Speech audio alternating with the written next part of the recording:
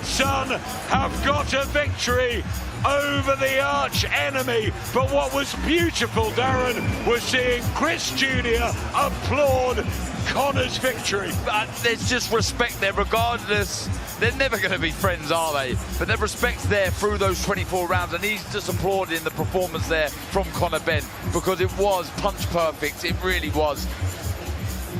They've done so well, Adam, the team, but Conor to implement that game plan the way he did was special. Absolutely superb. Jamie is with Conor now. Conor Benn. It is Benn revenge. Benn redemption. Just tell this stadium and tell the world what on earth is going through your mind right now and how this feels. How does it feel? I got one on you, Nige. I got one on you, mate. But hold that. Yeah, do you know what? I want to thank everyone who's come out tonight. Oh, it's been some journey, and I feel like this is the end of the Benn Eubank saga. Done and finished. It's over. I know Chris has twins coming, and I've got my boy, but this ends here. A completely different fight, Conor, from the first one in April, and a completely different performance from yourself. What felt differently in the ring tonight for you? Well, everyone's saying I can't box. Put that in your pipe and smoke it. How about that? You pushed for the finish right until the very end, Conor, after 24 epic rounds with your arch rival Chris Eubank Jr. What do you have to say about him?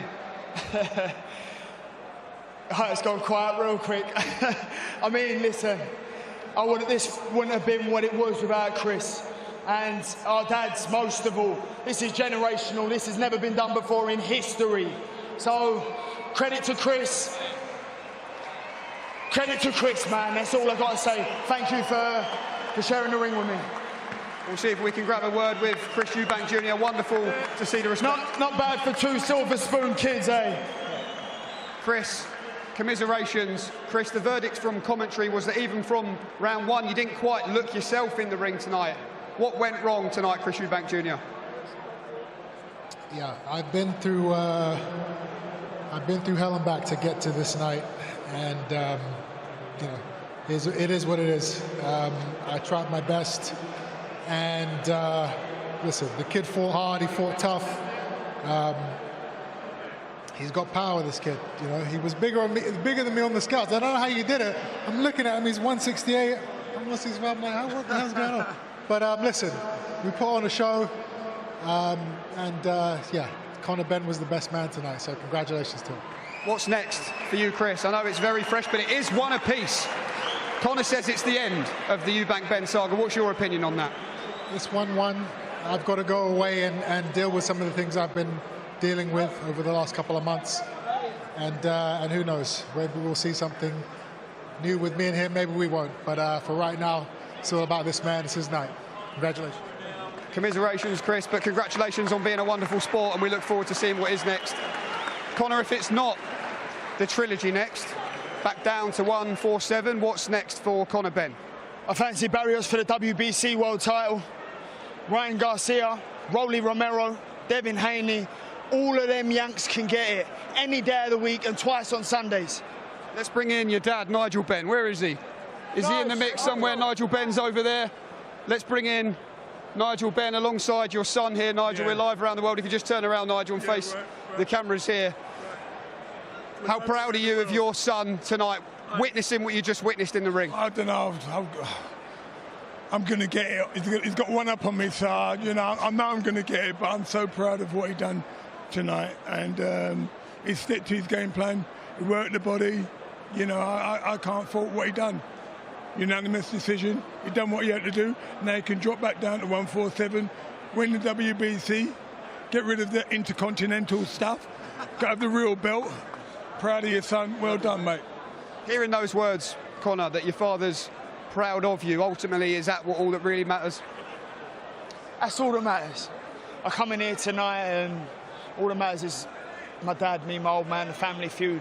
There was a lot of pressure on me to settle it tonight. I felt the pressure. not from the world, not from anyone, but I just wanted to do the family name proud. And like, I've completed it, mate. I've completed it, mate. Forget everything else. It will forever. It will forever be in history. 1-0. Do you have a final message, Conor, before we bring in promoter Eddie Hearn, for everyone who came out tonight? I don't even know what you said. A final message to everyone who came out tonight and witnessed another special occasion. A big thank you to everyone.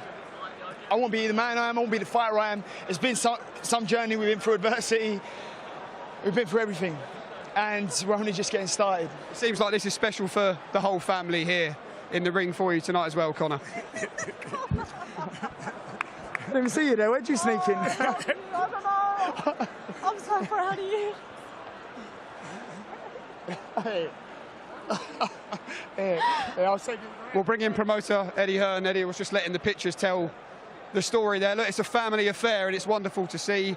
Wonderful to see the respect between Chris and Conor. But what did you make of his performance? I mean, you're crying, I'm not crying, Jamie. I mean, this is what it's all about. People don't understand. Conor Benn left Australia to pursue his boxing career. You know, firstly with Ricky Hatton, and then of course with Tony Sims, and he gave up everything back home to live the dream of his journey. And you know, he's a great example to people who might not be able to see a way back. Last year or so, there was no way back for Conor Benn. He was down and out. You know, he had bills coming out of his ear rolls. And you know, we're in this month of November at the moment, and people need to realise he's an inspiration for those people. He was done.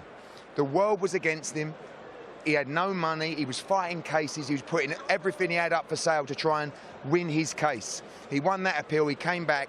He boxed Chris Eubank Jr. twice, and tonight he won by a landslide. It was a great boxing performance. It was a very different fight. But now we do what his dad did, which is now drop down to 147 and try and win a world title there. I believe he's going to do it. The whole team deserves unbelievable credit. Tony Sims took this young man on as a complete novice. We watched his professional debut at the O2. We were a little bit worried if there was going to be fight number 2.